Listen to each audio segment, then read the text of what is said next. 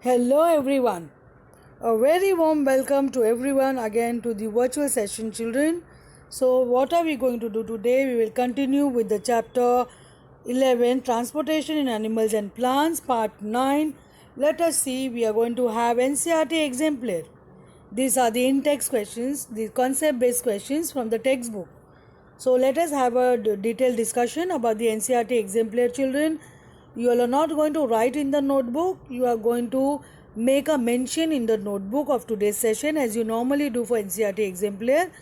You have to mention in your notebook today's date of the session so that whenever you want to have a recap of the chapter through question answers, you can go through this video for the NCERT question answers. So NCERT exemplar will continue with the question 1. The muscular tube through which stored urine is passed out of the body is called kidney, urethra, urinary bladder. You have learned about the excretory system in human and you have seen the various parts.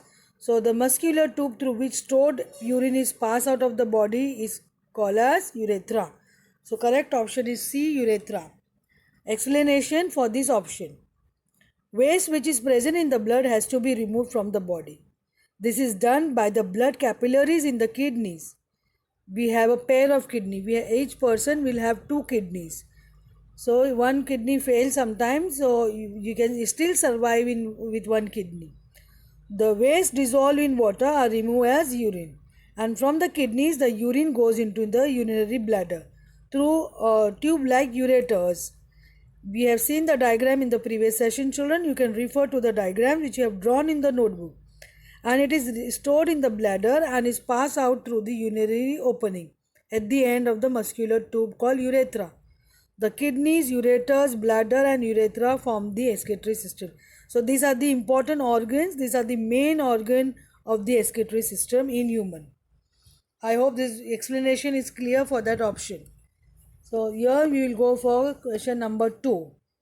Here again MCQ. They are pipe-like consisting of a group of specialized cells. They transport substances and form two-way traffic in plants. Which of the following terms qualify for the features mentioned above? So they have given some features and you have to find out from the given option which one will be the uh, correct option for this letter C. Xylem tissue, vascular tissue, root hairs and phloem tissue. The correct answer is the phloem tissue because its function is bidirectional, we have seen, and it worked as a two-way traffic in plants. Two-way traffic is not unidirectional. It has two ways in which nutrients and water being mostly the nutrients, they transport food to the plants. So it is acting as a two-way traffic. Please try and understand this. So we'll go for the explanation. Phloem tissue consists of a group of specialized cells. Sieve tubes are elongated tubular conducting channels of phloem through which food is transported. As you know, phloem transport sucrose or glucose, that is food. The content of the phloems can move in the upward as well as in the downward direction. That's why I told you the function is bidirectional. Therefore, they form two-way traffic in plants. I hope you understood this concept. Let us go for the third one. The absorption of nutrients and exchange of respiratory gases between blood and tissues takes place in veins, arteries, heart, capillaries. So all the absorption of nutrients and exchange of respiratory gases between blood and tissue, there is called capillaries which perform this function. So let us have an explanation for this. Capillaries are extremely thin blood vessels, fine vessels, where an exchange of substances and an absorption of nutrients takes place. So these fine capillaries help in exchange of the substances and absorption of nutrients, and their thin walls facilitate the exchange. Since they are very fine tubes, they are called capillaries. They facilitate the exchange of the nutrients. I hope this is very clear. Now, in which of the following parts of the human body are sweat glands absent? Now you all know we all sweat, and there are sweat glands with the help of which we sweat. Let us see which part of the human body sweat gland is absent. Which part of the body will not sweat at all, is not going to sweat. Scalp, armpits, lips, palms. The correct answer you all know, lips. Lips never sweat because they do not have sweat glands.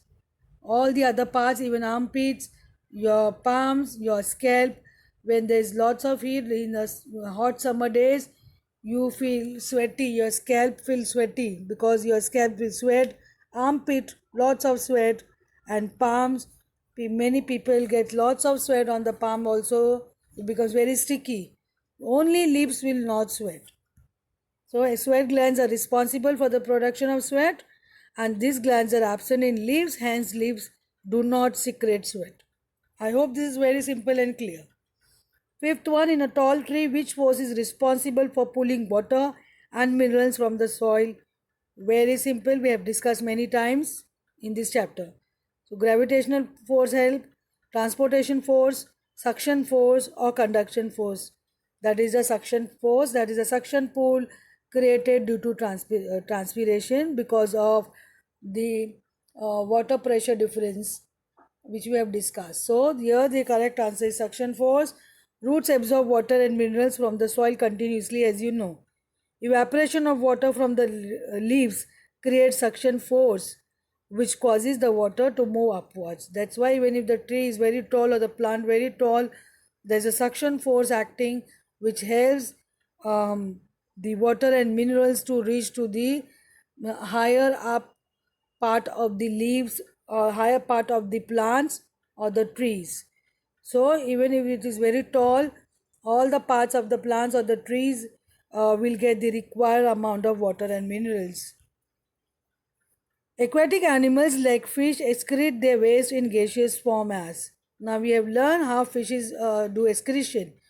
What are their excretory product? Every living organism have their different excretory product, which we have learned. So in fishes, they will not excrete urea. What are they going to excrete? Let us see, whether oxygen, hydrogen, ammonia or nitrogen. Correct answer is ammonia. Ammonia gas is released in the water, that is the excretory product of the fish. Now let us see the explanation. Oxygen is expelled out by plants. As you all know, during photosynthesis, oxygen is given out by the plants because they take up carbon dioxide. Hydrogen is a cellular waste product. Nitrogen is excreted in the form of urea, and the organisms which excrete urea is called as urolytic organism. So the organism which gives out urea is called it urotelic organism, like us. We excrete urea. And aquatic animals will excrete waste product in the form of ammonia gas which dissolve in water, and these organisms are called as ammonotelic animals. So when animals which gives out urea they call as urotelic, and whereas animals which gives out ammonia they call as aminotelic. So I hope this explanation is very clear with you. Thank you children. We'll continue with the same. Thank you and have a wonderful day.